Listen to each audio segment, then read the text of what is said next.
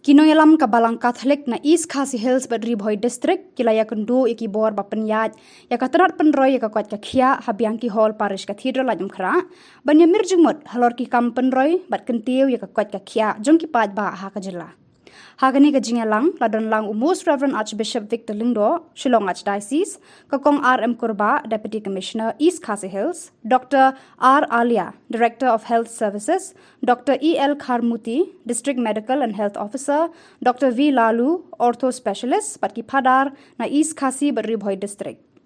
Kakong kurba kala batay hakani ka Jingalang halor ki phang ki bayadei bat ka jingjlan rata ki longkumi ka jingjlan rata ki khulung khna ka jingduna ha ka jingapi khulung ki longkumi badang khadang pun bat bun ki phang ki bayadei bat ka Koit Khiah ki lat klenti banyada na ki jingpang babun jat jong kani ka juk ka Dr. E.L. Kharmuti kala batay ki phang ki bayadei bat ki lat klenti banyarap ki longkumi ki badang khadang pun ki tika yada he ki khulung khana ban penslur ki longkumi ban kha khon ha ki hospital bat ki wei de ki phang hagani ka Jingalang lapan pau bakalong ka badon kam hadu kata ya ki nong penyat balang banya snok tilang hagini ki kam yada ya ki jing im pada ka Koit Khiah jong ki pat nong snong kani ka jingmur jingmut kalong ka basaiso Baro Arliang kilam munjur ban trade ka wei ka buit ka bor na ka banta ka Koit Khiah ka bha kamiat jong ki pat ba ka jella.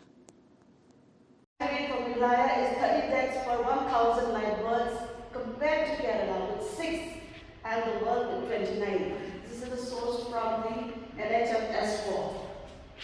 Mothers avail the antenatal care for only 53.2% in comparison to Kerala 61.2%. Then institutional deliveries in the state are at a very low level of 51.4%.